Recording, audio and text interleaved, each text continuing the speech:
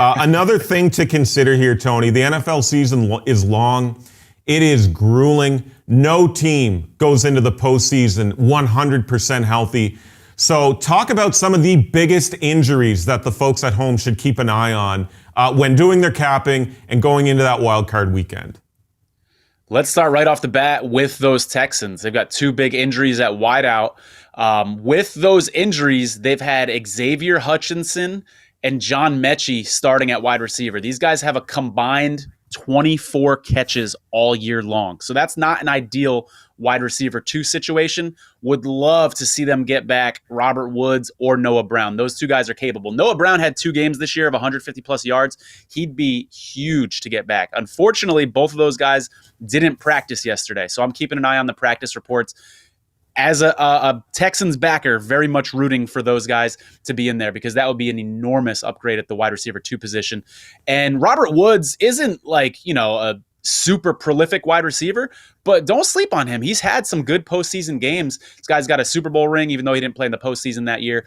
He's got a lot of playoff experience, and I think he'd be really valuable to have back as well. And then with the Texans too, Jonathan Grenard, their best pass rusher, arguably, with Will Anderson.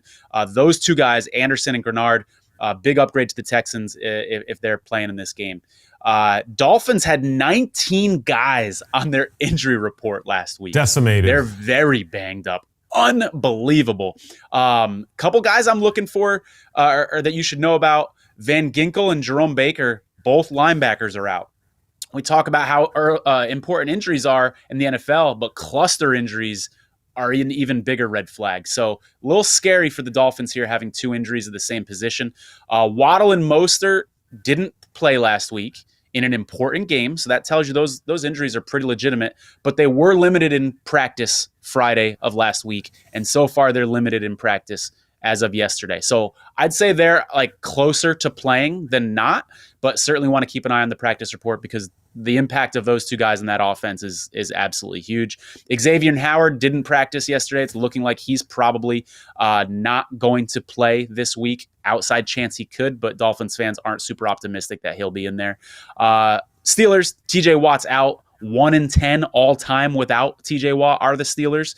And so that's obviously a big one to be aware of. Amari Cooper and Myles Garrett both sat last weekend. That's looking like more of a rest situation. They just wanted to get him a little more rest, and maybe they could have gone last week.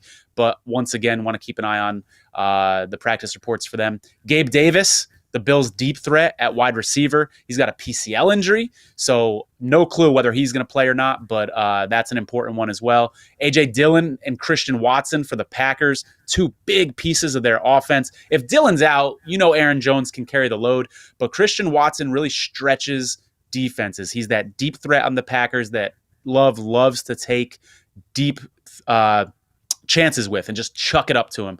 So if he's not there, that could be big for the Packers. Stephon Gilmore was in a sling last week after the game for the Cowboys. Cowboys fans had to be cringing, worried about that. He told reporters he thinks he's going to go. It looks like he got good news on the MRI. Sam Laporta out for the Lions. He's not going to play. Their tight end. Dan Campbell's got some heat this week for leaving Laporta in the game when he could have taken him out and rested him. That's a big miss for them on offense, a big part of their offensive attack. And then lastly, the Eagles. Darius Slay hasn't played in 4 weeks. Their cornerback, their best cornerback. He could be back. I think that would be an emotional lift for the Eagles to have that leader back, and maybe a big reason why we've seen them struggle so much over the last couple weeks.